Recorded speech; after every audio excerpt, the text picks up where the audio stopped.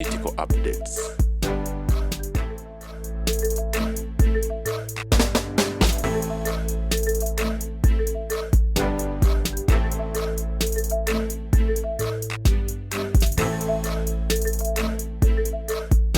Tell you, it is because your economy is poor. Before you go to the economy, mzee Tamale, ndi munyivu. Waya mwanyi munyivu, n'okuza amazaalibwa ne Tamale Junior, didn't even invite me. Nze sibikirizamu. Bakwambushinze. Abaana bo bantu wapinze. Bakutebuka speed. Waliwo mutaana wange omukulu Padde. Ayina ekifo kyabwe. Nono Junior bakolagana nnyo ne pastor. Sagandi waliwo pastor. Waliwo pastor Bangambye jangu tunyumyemu. Nasanze abantu abali awo. Nga kitalo bantu bawezi. Nga wayitirivu. Okay. Era nasanyuse nnyo. Abaana bange balina emikwano mingi. Okay. Kiro ekituufu munnaye kubanga abantu babaagala. People appreciate our family. Yes. Very good. Omulimo gwenkoze mu byobufuzi tuyita sphinx. Tiwaliwo omuntu alina okuteekayo omugongo gwe ne bagukuba ensi neeterera nga Museveni bwe yakola. Kakati ate nze kyembayambye ku bulamu nti tewakyali accident, abakazi tebakyafa nga bazaala, abantu tebakyafa nnyo mu malwaliro, tewali yali asobola kikola, tewali yali asobola kuba gurupu eno very powerful. Ate oba nakakati tewali mawulire gakikubako. Ekyo kyo kyagaana. I'm watching their meeting now. Baina meeting. They have a meeting, they are preparing it because the case commences on Wednesday. This week, coming Wednesday? Yes. This meeting is started at around 10. Mbambalaba wano. Era kibadde kitukoze bubi. Waliwo omukadde wange abadde amaze okulagira abaana muntereko programu bandabe. They are watching me. Yes. Mashini zange zibalaba. But they are now humble people. Abaana be bakikoze. Abana mbebaza mwenna abaganda bange bali mwakoze. Ale mwana nkankubuli. Ekirungi okuba ndi musanyukiramu ne muzeeyi. Jjajjange Rajabu. Era mu muzikiti. Yakulyanga okusaasaanya amawulire. Rajabu kimu. Era bamuwa kukusaasaanya ki. Kakati nalina kojja wange era ali mwabo. Museveni bayita abawejjere. Akabiina ke yatambula nako yali nako mu Gombe. Yali muwandiisi w'amawulire ng'abeera nakasera awo nga mugezi Dr. Samula. Bamuyitanga Dr. Samula nga mugezi nnyo. Very brilliant young man. Era yafiira mu accident. Naye banga Sheeke yali amwazise emmotoka ya Volkswagen yali gundi yali myufu. Oyo pulezidenti omu gwayogera naye kibazo yajje basigala bakolagana kale sooka olabe Zubairi Bakari wali omumanyi. Was known to him. Abo Museveni bye yali nabo. Zubairi Bakari alina omwana yeyaga Samola naye kojja wange yali afudde tazadde mwana mulenzi. Namugaggwe Zubairi Bakari omwana oyo ogenda omutuuma Samula. Kakati kojja bwe yafa n'alikyusa nti Samola. Tawulira oluyimba lwe bayimba kana akasawo kenkutte ngenda ntinda kulaba ku Saamu gwe nalondayo nze gwe ndisanga ne Saamu ng'amuzanyisa tuli kubagana poliisi. That was my uncle. Yayimba akayimba ako. Naye we nalabira era bonna yabayoolayo baganda ba. Samula yategeera okusoma veryali. Baazimbayo n'essomero Abarabu basigala bakyamuwandikira amabaluwa. Naye brother wange n'abaddamu nti munnammwe yafa. Yali azimbye essomero. Nagulayo. Naye nagulayo essomero lye nditambuza. Yalirekawo mu myaka gya 60. Naye we yajjanga ewaka kodomi we ye mukafiiri. Ye nga yeesigalira mu mmotoka ye naye ng'ayagala nnyo maama nnyo. Oyo kojja bamumanyi. Abasiraamu yabeeranga nakaserawo ng'avuga vesi. Ng'ayina reasoning capacity ng'awandiika ne mu mawulire. Yawandikanga mu Uganda eyogera. So some of these things are inherited. Bijja bigoba kasa. Mwina gini gye mubeera nayo. Ejje ekola ki ejje batambuliramu nti kale abaana bakoze ne bantega nagenze okutuuka mu ng'ensi ekwatiri ng'abantu bajjudde bakoja Kimbowa waliwo Kyosi Bajjo bonna nga bali awo bawe omusajja oyo n'ababaddewo mu bifo ebirala when you talk about Mirundi I've worked for this country teri muntu wano mu Uganda yali asobola kugaana $1,000,000 Amulani gye yali ampa kizibu nnyo Amulani ali Pakistan bamusiba lwaki was convicted on my recorded tapes yesooka okugula organize one balina okutunda ebweru na wano kakati omukyayina najja omukyayina ng'agula era n'abaga nti banemwogere n'omusajja oyo ako kamwenda kagenda omumaani nekagenda mu bakyayina nekabbayo sente nze nagaana okulya sente zaabwe the media in Uganda was paid 10 billion not to kuba babagamba balooya baabwe ti stop local activism nagaana ne babagamba muleete etteeka mu parliament eriregulayizinga organism nga kyebazanyirako kiri kimu nti for us wente twakola ebintu ebyo kubanga tewaaliwo tteeka naye mbabuuza ekintu kimu if the question is legality in China is illegal why do we find the Chinese here coming here why do we Pakistanis coming here the difference is that bali babitwala balamu mwebyammwe babikulamu oli balamu Jonna ku byakatambi Dokita Wawuya nani Weyomba nga bali mu meeting nakakwata 5 years ago they are watching me I captured Wawuya and Weyomba 5 years ago with the chairman in college A Wawuya na pleading nagamba omusajja byompitidde munange sibimanyi biki you can make a pharmacy you can have a factory of yours but I hear this man Mirundi is talking about it Mirundi will be sorted out within a very short time that's why nagano kolagana nabo chairman yagamba this man must go to his home and rest not even resting but rot they did not have any future for me abaganda tukugamba nti ofundanga n'endi kuzaaya naye ndi kutta abamubi nnyo these people believed that I should go home and rot that's why I've created a puzzle for them not to talk to them kati bagenda kutemba beserekitinzeemu I was watching their meeting they also watching me nti ani agenda on Wednesday the case commences somebody went to the president and came and reported and I think yabawa legal gundi but you people if the president can pay for your legal services why don't you pay me mbwenja kugenda kneeling before you me to kneel before you me an arrogant man like you don't like me kubanga banjavuwazizza nnyo buli muntu yenna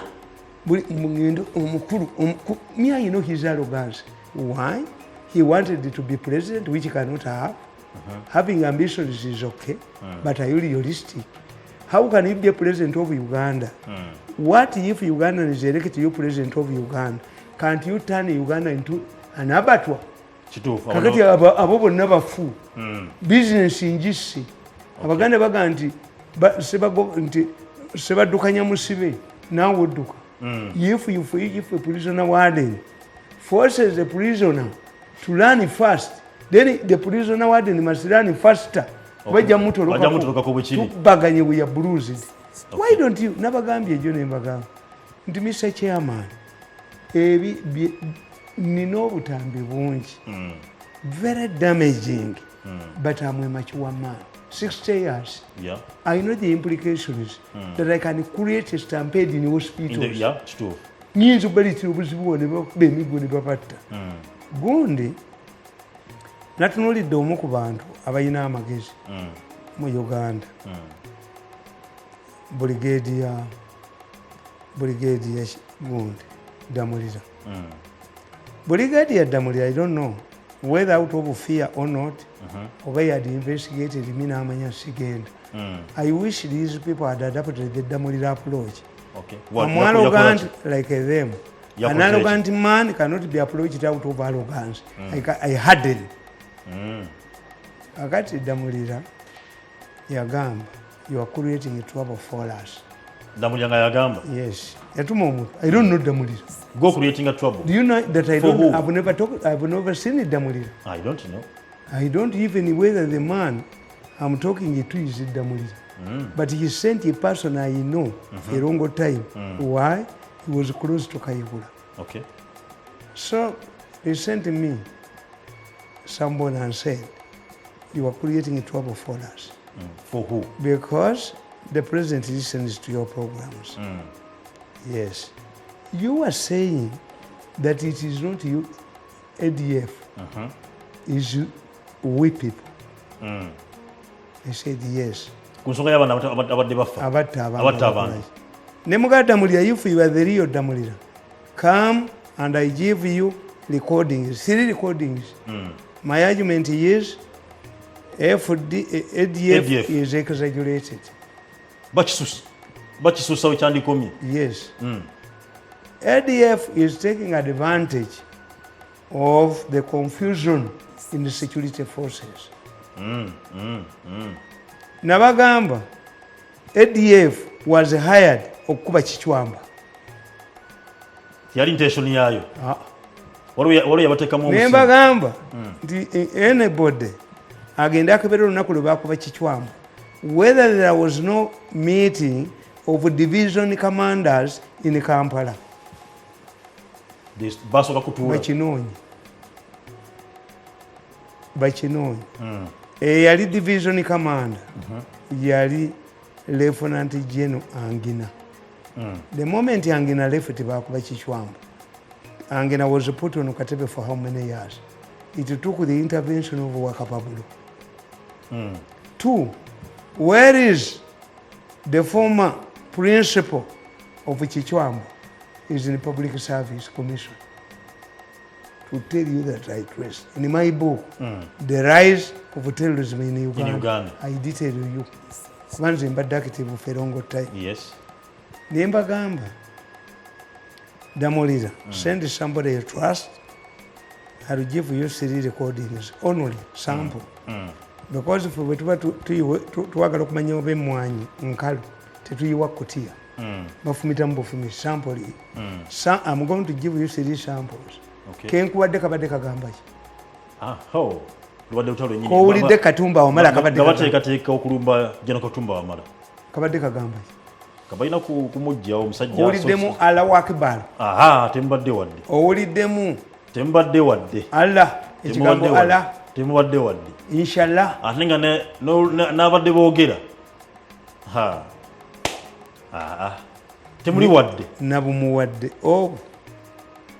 Namuwadde obutambi obwo. Nemugaa ate tolimba Museveni abuyina. Tumulimba. Naye okuva ne babututte bwe mbakubira essimu tebaanokola. Kuba nze ne bwoga nti si butuufu nga mbukuba. If you deny nga nkizza mu public. By the way, nkawuliriza bulungi. Nga bateekateeka olukwe. Akakatumba amala tokawulira. Ne bamubalawo alina okutambula engeri gy'atambulamu. Abamukuuma naye mutuufu edduniya. Naye Mzee Tamale. Yes, okibanga bwekityo bwe kiri era njo tutandikira olwaleero.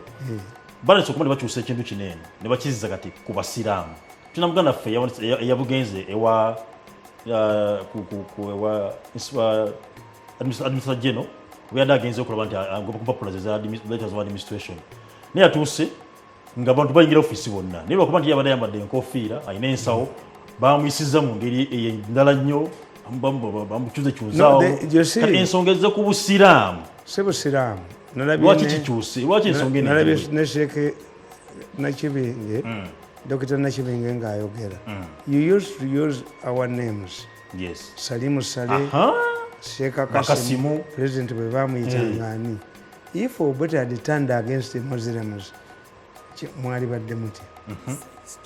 You see, nabagamba nti Kenya waliyo omusajja nga bamuyita Mbuyi Koinange. Koinange yali agala okufuga Kenya at all costs. Naye ng'ali close ne Kenyatta. yamuttisa buli muntu yenna. We are lucky, we have a reasoning person, we have a good president, we have a muyekera president, we have a person who can investigate. Nze yalinzise nga tepu ntu yepusikano naye bali kwasa omutwe siri kasonyi ewaffe nasaba death penalty bali kuyola obutone ne babusala ne jirita. They are saying that we are not forgiven. Kakati mulimu you are fighting over battle, succession battle, nation. Why? When they want to remove somebody from government, from a job, baba bagala goba Inspector General of Police Kayihura batekawo murders. Kayihura alemeddwa. Yes. Emundu zaabwe zonna ez'obusajjasajja obw'amawulire obusiru ne bwolekera Kayihura. N'avaawo. Why? Why was Besigye insisting that he will not participate in future elections unless the Electoral Commission is changed? Once something is appointed, an institution, when you do not have influence at all, make sure that it is dissolved. Or wait, if its term of office expires, and slot in your own people. Electoral Commission Besigye yali ayagalako ekintu eki bagiyiwe asobole okuteekamu ababe. Kakati Museveni baamuziga nti Museveni tayinza kukkiriza Inspector General wa poliisi nga n'amawulire gamukuba Kayihura. Nembaga nti Kayihura si kyekizibu kyammwe kubanga ebigere byo biba biwunya n'ojjamu stokes era ekivundu osigala nakyo. When Kayihura left, did we have peace? Era kawugumigo bayogera kakyaliwo. Yes. Kati ennaku zino obadde bukuba jona omukambwe nga kano kalina gwe kaagala kakuba mbukedde kakuba bujje n'omukambwe alya nnumba. Ayo jje n'omukambwe alya nnumba alya njuki anywa supu wa njuki. To plant him in police. Fortunately, Museveni does not operate on these things. Ayina byagoberera. Kati jje n'omukambwe mawulire yabulamu. Jeno omukambwe alya nnumba. Talina wawulikira kati. Kakati otegeera Ochola has survived. Why? Ochola does not touch money. Baakola amagezi gaabwe. By the time Kayihura left, a quarter of the police force was composed of soldiers. What improvement did they do? Police was militarized. Ekiwonyeza Ochola butakwa. Bobo kabe bayina okubeera ewali ssente bokka. Doesn't he get a salary? Mumuguza ebizimbe nga mbigula ku salary yamu. Doesn't he get, which salary are you talking about? Bayina obujozi mu mitwe. Obujozi obwo obusuma. Naloganse bibi bakuba. Nti somebody must be a servant, must be a hunting dog. Mumukama mwina okufuna ssente. Bakuba. Paka le bakubulizayo. Museveni cannot accept. Nti amawulire gonna gakuba nti Kayihura ye mubi. Omanyi nti Kayihura baali bamuvunanye a personal case eriwa. Bamutwala e Makindi ali n'omulamuzi n'afa. Omulamuzi yali yesimbye mu Kayihura yafa. N'afa. Bamukozesa ne bamusuula. Bolumala okujoga ne badduka ne ssente zaabwe. Linda Kisaka. Oyo Kisaka? Lwe bali mu dduka kaligende wa Nakimwero. Anti bamuyita Kisaka. Kuba olwo lwaligende wa Nakimwero. Bano beesigika. Kakati nkugamba Mbadi tewalabye Mbadi mti Mbadi yayise amagye n'ayita ki n'ayomba nnyo. I've never seen, I saw Mbadi when he was ADC of the president.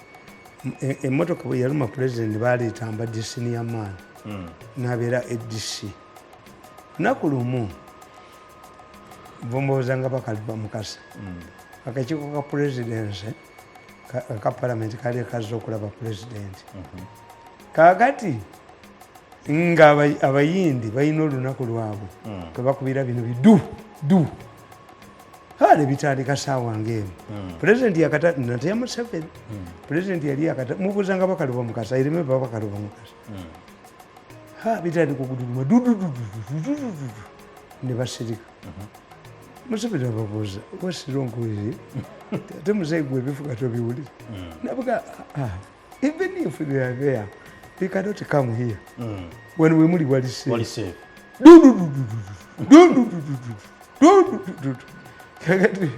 Bwe yalaba batidde nnyo n'atuma Mbaddi you are going to find out what is happening. But did not come back for some time. Nebisigala nga bivu. Mirundi you going to find out. Nenkomo ne mugamba nti bayindi but Mbaddi did not want to rely on anybody. He had to go to the source. Ye mwenye nayirabirako. It took Mbaddi 2 hours to come back. Kakati Mbaddi si mubbi. Mbaddi tamanyi bya ssente. Tebayinza muleka waawo ne bwana aba ayagala atya. Bajja kukola obubadde. Kalamojjaddewo omusajja omupokoto yagenda ku faamu ya Guti n'amwawuliramu. Guti taddanga mukwogera. Yekoti mashe kyatula. Guti teyadda omupokoto yamwawulira. Omupokoto yakwata akatebe ke nadda ku faamu ya Guti n'alyako endiga 3 n'alyako embuzi 3 n'alyoka agende woona omukazi DPP abakumusangawo yali amukuba ekidaala naye ng'omupokoto avuddewa nze nategeera nti omupokoto baleese muleeti yali gyepangise omupokoto ate Kalamujja teyaddamu n'atabuka kati wali ssente era munaye Kalamujja atabukaawo sente zigenze mamba zigenze nyonyi zigenze obwo badde babuzanya Museveni bagala operation zibeerewo esimbi efulume ate tulina kye tuyita counter intelligence balabe kati bagiina nti what it tells you nti mbakubye okuva ku bangobako nga batta bantu banoonyaamu money. Why? They have a wrong perception of money. They want to create Kenyan ruling families. Nti, how did they bamudavadi bani? Bali bamudavadi families, ruling families. Kenya. Gundi, abazungu bali bagenda. Ensi yali ekyali nnene. Naffe Abaganda twasenganga. Nti, ekibanja bwekitta mukazi otambula ogende. Kati Abaganda used to kusenga. They abandon this one and they go to the other one. You were talking about Balala. This was not n'Abaganda bwe baali given gundi ng'omuntu abeera n'ebibanja bina. Mwayinza ng'ogenda mayiro 5 ngeri ekibanja kyammwe n'egindi ekibanja n'egindi. Why? Kati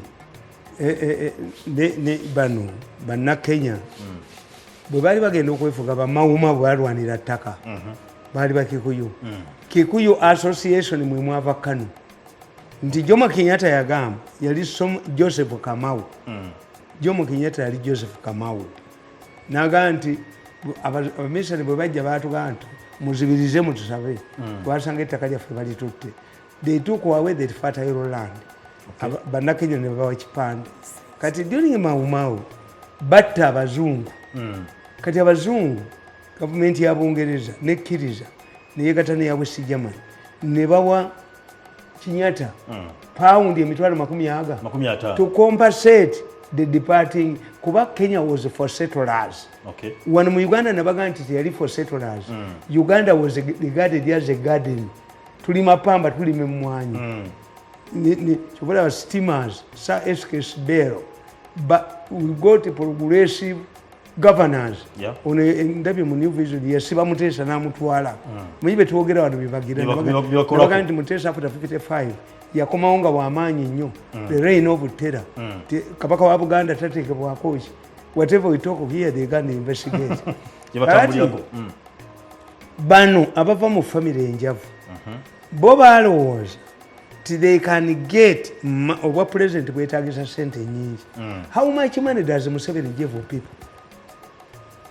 Museveni committees as what sentiment ero so mutwalo gumu nabagamba nti if money can work in Nigeria Obasanjo has a lot of money and influence.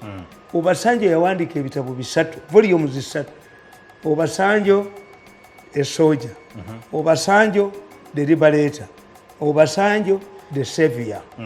Era kuba Obasanjo muteeka ku ttaka baagula mukazi we the Obasanjo you know ate basoma ebitabo waliwo ekitabo ekiyitibwa The Obasanja Ayino mukazi we yakiwandika namukuba namumalawo ayagala nnyo abakazi ali bulutu yankubanga ndi lubuto okumanya Obasanja omusajja 1964 Obasanja commanded soldiers abajja Congo nga basero okuva Nigeria. That man has lived longer. Yes. Kakati wano bo balowooza nti sente zezikola tukola tutya sente ne babba buli wamu sente z'amasanyalaze miliyoni 4 ebya dola Museveni byaleeta babyeyambisa kuwamba parliament bazibba ne bazimalawo naye nga Kitutu yazibba ayina ewaabwe ekintu ne banoonya omuvuka bamuyita Lubwama this muganda maani nze namuwonya ne mutwale weerifu 3 motoka nebibatta abali bamugoba nga Museveni amuwadde ne special forces nimbuuza gundi Lutwama, are you fighting for your father's problem? Leave them to steal their money.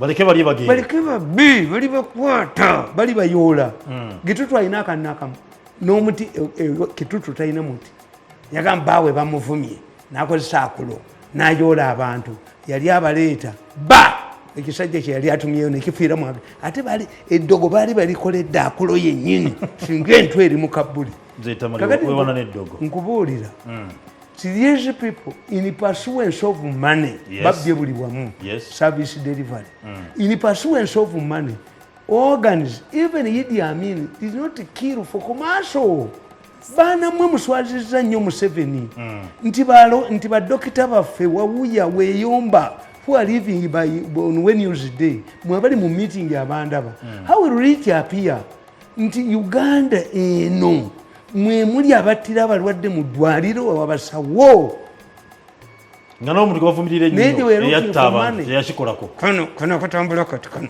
aikane nali sigenda kutta ddabu gwe waliwo nnyo genda you give me ekyo a person who has been spokesperson of the president for 14 years madam ndi office nonjo kutta simanyi kantwala musimanyi media nonjo bakasajja gwe nonjo bintu eyo njase mzeta betukomeo issue jena jeno cannot become a parliament commander jena kwanjulidde eyo kuba eno issue evudde kubya ADF yes sajudi tajifura ate ejiza kubasira anti nkugambye the issue is not Muslims yes buli kintu kibako ekikolachi tibo bakikwata bana abana victims and why are Muslims victims 1848 Ahmed bin Ibrahim yajja mu Uganda 1848 his effort was trade Mutesa yasome Quran ey'Oluswayiri bwe batuuka omusala omukomola mugita mutya tayiri yagaana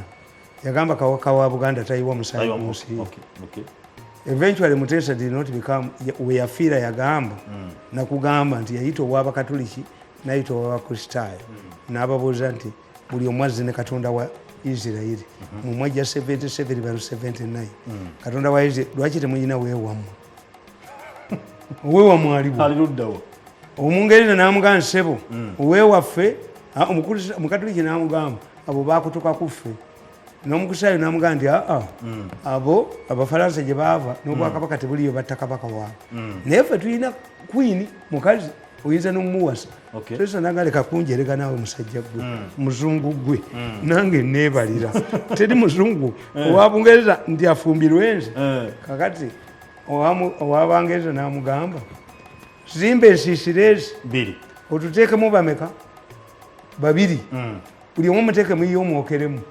anaavaamu nga mulamu nga yewe eddiini entuufu omukatoliki n'atya n'agamba nti wayi Abangereza bayinza okuba nga bazuula olugoye olukola ki oluyita mu muliro n'agamba Mutesa nti oyo alimba ayagala ffe mbyotwoke tufe amawanga ge waffe gakkube Mutesa n'agamba nti eddiini yammwe ennemye by the time Mutesa dies he was a pagan yali ezzeeyo mu ddiini yaki eyabajjajjaabe this is why Katikkiro gwe yalekawo Mukasa yali musamize ye yakwata mwanga natta abasomi bayitanga eddiini engenyi egenda kakati obusiraamu bwe bwajja wano bwajjira ku busuubuzi in fact what it is for nowhere singa bali abaana tibanire mwesabotage mu economical ajatu nkukubanyondo omutwe mutanzigwe nawe ina privilege tewali ejja kunjoga ku bulenzi obwo